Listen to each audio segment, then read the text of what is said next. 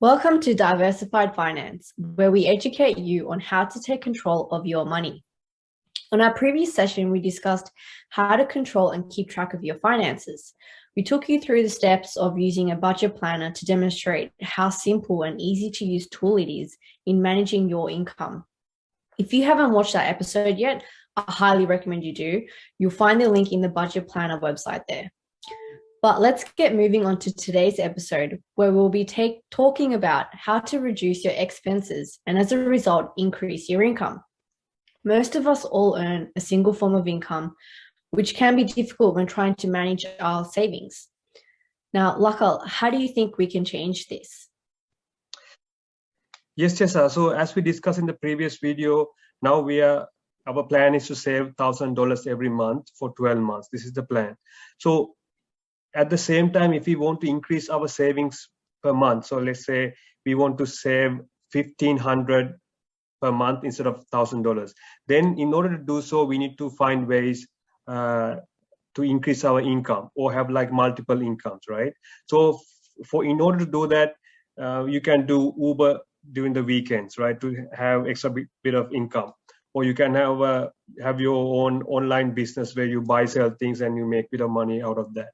Or you can, if you have a spare room, you can rent it out for someone, and then you can get a bit of income out of that as well.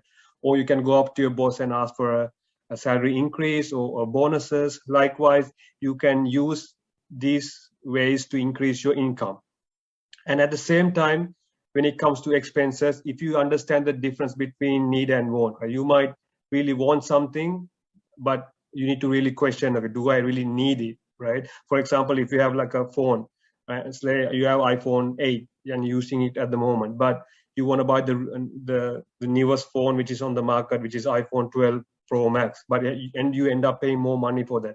But before you buy that, you need to understand, do I really need that new phone where I have to pay more instead of like the phone that I have right now, because it does everything what I need. So need to understand the difference between need and want. Unless you would probably start spending money on things that you don't really need, and end of the day you might not be able to save as much. So when it comes to expenses, you need to find ways to cut down on your expenses too. For example, you can talk to your bank and then ask for like a better rate on your mortgage, right? And then you can, when you go to work, you can prepare meals at home, so you could save probably $50 to $60, or maybe like depending on how much money you spend on food out when you're at work. You can save a bit of like maybe $100 to $200 a week if you cook at home and take your meals to work.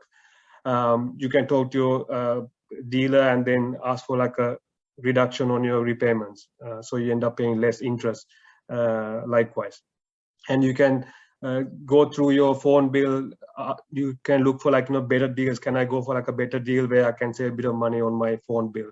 Same with gas and electricity likewise.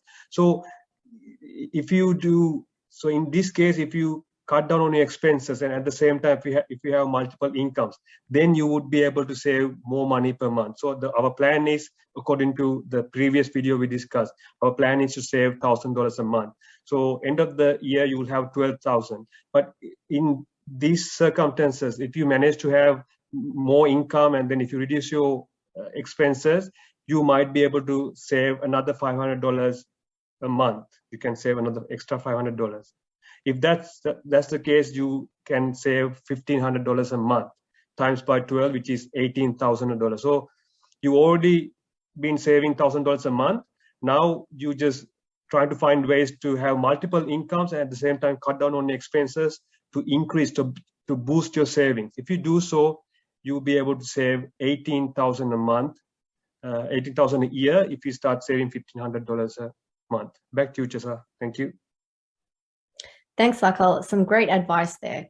If you would like more information on this topic by Lakal, we've provided the link below. I hope we have helped you understand how to identify the difference between what is a need and what is a want before spending your money. This will help you reduce your expenses and as a result, increase your income.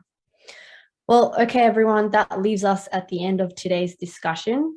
In our next video, we will be discussing how to spend your income. But until then, have a good week and we'll see you on the next episode.